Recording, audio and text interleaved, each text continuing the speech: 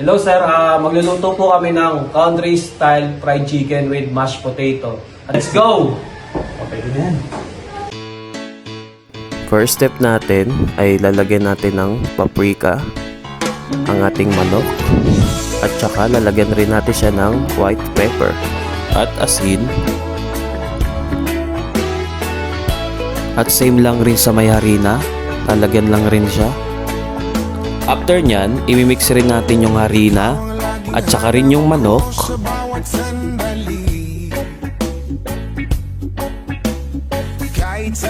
Pag okay na lahat, ilalagay na natin siya sa may flour.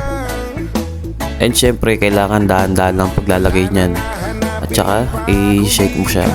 Yan, para matanggal ang mga flour pang iba. At ayun, lalagay natin siya sa may plate. After nyan, i-rest muna natin siya for 5 minutes. Para sa mashed potato, lalagyan natin siya ng butter, white pepper at salt.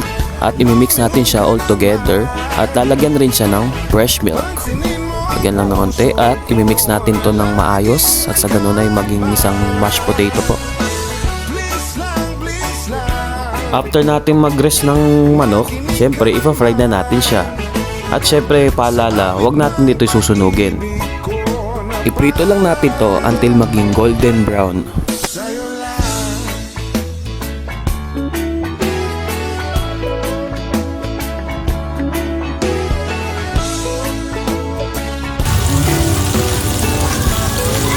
Para sa gravy naman, lalagyan natin siya ng used oil at used flour. Pinagamit natin kanina sa breading ng manok at lalagyan natin siya at naka-low heat dapat dito. Tapos imimix lang natin siya.